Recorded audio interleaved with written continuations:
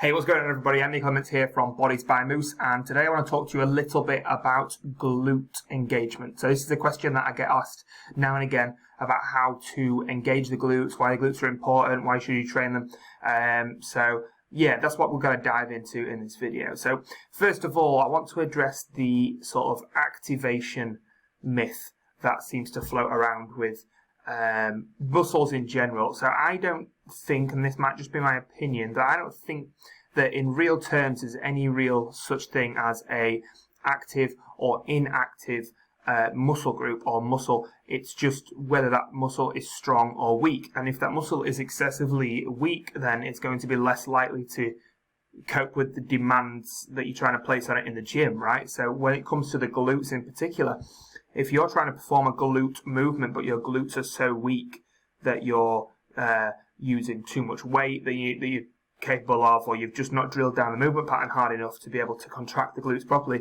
you're probably going to feel most glute movements in your lower back or in your quads or in some other area that's stronger than your glutes, that's going to jump in and help you do the movement for you. So your ability to engage the glutes and to actually feel the glutes and get that connection, that neurological mind-muscle connection that we all chase after in the gym, is your ability to contract the glutes separate to anything else. So that means that if you're doing a hip thrust or an RDL or a squatting movement or anything hip extension, because that's what the glutes do, they're responsible for hip extension. If you are unable to perform any of those movements without feeling your lower back, that means that you are extending from the lower back rather than extending from the hips. So your ability to engage the glutes literally just lies on your ability to perform that movement separate to anything else. Okay? Now, there's a little bit more to it than that, and there's certain ways that you will be able to feel the glutes in better positions than others, and that all depends on the position that you put them in on the strength curve. So the strength curve, essentially you are strongest at the top of the strength curve and you're weak at both ends of the strength curve, and all that means is at either end of the strength curve you're either got a muscle in a fully contracted position here, so for a bicep that might be right up here, or a fully flexed bicep, and the other end of the strength curve you are in a fully lengthened position, so a bicep would be way down here, and a glute would be in full hip flexion. So it's a fully stretched or lengthened position and a fully contracted or shortened position, and that's the only two positions that you're weakest in on the strength curve. Okay, so the best way to be able to feel and to engage your glutes are to put it in this weak position, again separate to anything else moving. So if you can lock down the body and just perform hip extension and get your muscle fully short and fully contracted, then you'll have a really good chance of being able to feel the glutes working. So what we're going to do now is I'm going to show you two example exercises of that. And we're going to go through a hip thrust, which is going to put us in a fully contracted position, and we're going to go through some V squats, which is going to put us in a fully lengthened position. Okay, so if I just click onto this here to minimize myself. Now this is a hip thrust. So watch what I do here. Now obviously I'm putting myself into a fully shortened position because my hips are fully extended at the top there, and that's where the tension is the highest. But I'm also not extending from the lower back. So if I just perform another rep and pause it at the top there, there's nothing coming from the lower back whatsoever through there. It's all coming through the hips, and I'm really contracting my glutes hard, and I'm making sure that the glutes are doing the work, and I'm engaging the glutes throughout. And it takes a conscious effort to really consciously squeeze the glutes as you move through. So we'll play that through, and I'm consciously squeezing, I'm pausing at the bottom there, squeezing my glutes first, and then I'm driving through.